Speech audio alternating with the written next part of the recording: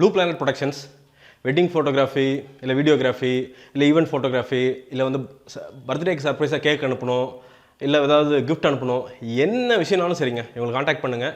காசு கம்மியாக மட்டும் கிடையாது, குவாலிட்டி கம்மியாகாமல் சூப்பராக ஆன் டைமுக்கு வந்து டெலிவரி பண்ணுவாங்க. நம்ம தமிழருடைய ஸ்டார்ட் அப் சப்போர்ட் பண்ணுங்கள் பெருசாக. இந்த நம்பர்ஸ், வெப்சைட்டு, ஃபேஸ்புக்கு எதில் வேணால் காண்டாக்ட் பண்ணுங்கள், இமீடியட்டாக ரெஸ்பாண்ட் பண்ணுவாங்க. அம்மா கணக்கு வந்து நான் என்ன நினச்சேன்னா, அமலாபால் எதுக்கு கல்யாணத்துக்கு அப்புறம் நடிக்கிறாங்க, உங்களுக்கு ஒரு வேலையே இல்லையா அப்படின்னு நினச்சிட்டு போய் பார்த்த படம் தான் நம்ம கணக்கு. ஆனஸ்ட்டாக சொல்கிறேன்.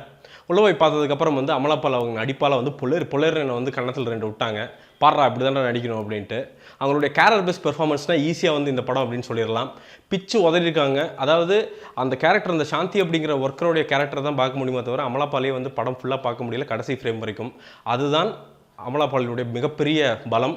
அதற்கு வந்து ஆதரவளித்த இயக்குனர் விஜய் அவர்களுக்கு வந்து மிகப்பெரிய பாராட்டுகள். பெண் இயக்குனர் அஸ்வினி, இது வந்து நீல் பட்டா சன்னாட்டாவா சம்திங், தப்பாக சொல்ல மன்னிச்சுக்குங்க, அந்த ஹிந்தி படத்தோட ரீமேக் இது. ஆனால் நான் நல்ல வேளை அந்த படத்தை வந்து நான் பார்க்கல. எந்த ரீமேக் அதெல்லாம் தெரில. ஒரிஜினலாக நம்ம தமிழ் ஆடியன்ஸுக்கு கேட்டர் பண்ணுற மாதிரி பெண்ணியத்தோட, அதாவது ஒரு பியூட்டி என்னென்னா, பெண் டைரக்டரோட பியூட்டி என்னென்னா பெண்களை பற்றி வந்து அந்த உணர்வுகள் அப்படிங்கிறது வந்து கரெக்டாக ரிஃப்ளெக்ட் பண்ணுவாங்க. அமலாபாலாகட்டும், அவங்க பொண்ணாகட்டும், இல்லை ரேவதி ஆகட்டும், எல்லோரும் பார்த்திங்கன்னா அந்தந்த வயசுக்கு ஏற்ற மாதிரி வந்து அவங்களோட எமோஷன்ஸே அவ்வளோ அக்யூரேட்டாக வந்து வெளிப்படுத்தியிருக்கிறாங்க. அதற்கு காரணம் அப்படிங்கிறது அஸ்வினி அப்படிங்கிற ஒரு பெண் டைரக்டர் தான் அப்படின்னு நினைக்கிறேன். அவ்வளோ சூப்பராக வந்து ப்ரெசென்ட் பண்ணியிருக்காங்க. கேமிக் யூ ஆரி அவருடைய சினிமட்டோகிராஃபி அப்படிங்கிறது ரொம்ப நேச்சுரலாக, எந்த பிசுறு மடிக்காமல், நான் தான் சினிமட்டோகிராஃபர் அப்படின்னு பின்னாண்டெல்லாம் லைட்டு வைக்காமல் சூப்பராக ஒரு நீரோடை மாதிரி வந்து எடுத்து வந்திருக்கிறார் இந்த படத்தை. பாராட்டுக்கள். சமுத்திரக்கனி வந்து ஒரு சின்ன ஆசிரியர் வேடம் பண்ணியிருக்காரு. அவர் ஆசிரியர் அப்படிங்கிறது எல்லாம் தெரிஞ்சது தானே. ஸோ அதங்காட்டிக்கு வந்து கொஞ்சம் வித்தியாசம் காட்டலாம் அப்படின்னு சும்மா நடையெல்லாம் மாற்றி குதிச்சு நடந்து கொஞ்சம் பேச்செல்லாம் மாற்றி ட்ரை பண்ணியிருக்காரு. பட் ஆனால் அது ஒரு லெவலுக்கு மேலே ஒர்க் அவுட் ஆகலை அப்படிங்கிறது தான் உண்மை. படம் எப்படி இருக்குது அப்படின்னு கேட்டிங்கன்னா, ஃபஸ்ட் ஹாஃப் வரைக்கும் பார்த்திங்கன்னா ரொம்ப அப்படியே நெகிழ்ச்சியாக அப்படியே ஜாலியாக பார்த்துட்டு ட்விட்டர்லாம் எடுத்துகிட்டு ஆஹா படம் சூப்பர் அப்படின்னு போட்டேன். ரெண்டாவது ஹாஃபும் அதே மாதிரி தான். ஆனால் என்ன பிரச்சனைனா, அதில் ஒரு 2-3 சீன்ஸ் வந்து நம்ம சென்னை அமிர்தா ஆடு மாதிரி வந்து அப்படியே ஒரு மாதிரி கிரிஞ்சியாக, நமக்கே ஒரு மாதிரி கூச்சமாக ஃபீல் பண்ணுவோம்ல, அந்த மாதிரி ஃபீல் பண்ண வச்சுருது.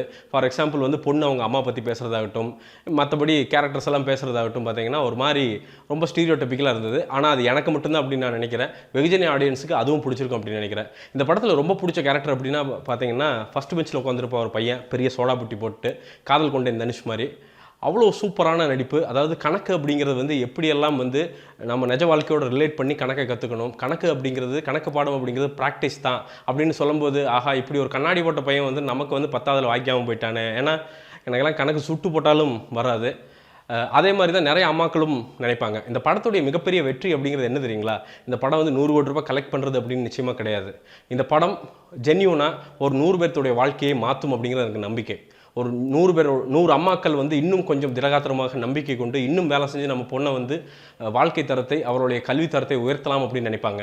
ஒரு பொண்ணு அம்மா கிட்ட இன்னும் கொஞ்சம் கம்மியாக கோவப்படலாம், இன்னும் அம்மாக்காண்டி அதிகமாக படிக்கலாம், அவங்கள வந்து பெருமைப்படுத்தலாம் அப்படின்னு நினைப்பாங்க.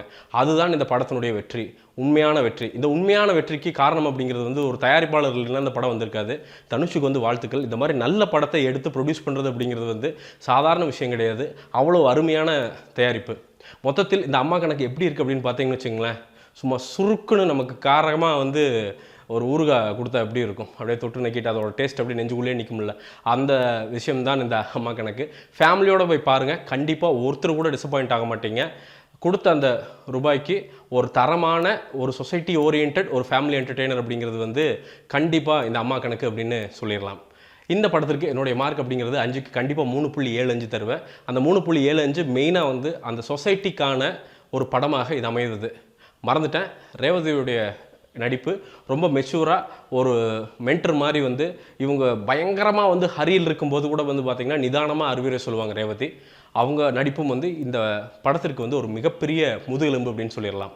அம்மா கணக்கு மிஸ்ஸே ஆகாது அப்படின்னு சொல்கிறேன். ரிவ்யூ பிடிச்சிருந்துச்சுன்னா லைக் பண்ணுங்கள், சேனலுக்கு சப்ஸ்கிரைப் பண்ணலைன்னா கீழே சப்ஸ்கிரைப் பண்ணுங்கள். கல்வி ஊற்றணுமா இல்லை பாராட்டணுமா என்ன ஒன்றுமோ கீழே கமெண்ட்டில் பண்ணுங்கள். மீண்டும் ஒரு விமர்சனத்துடன் கூடிய விரைவில் உங்களை சந்திக்கிறேன். அதுவரை நன்றி, வணக்கம்.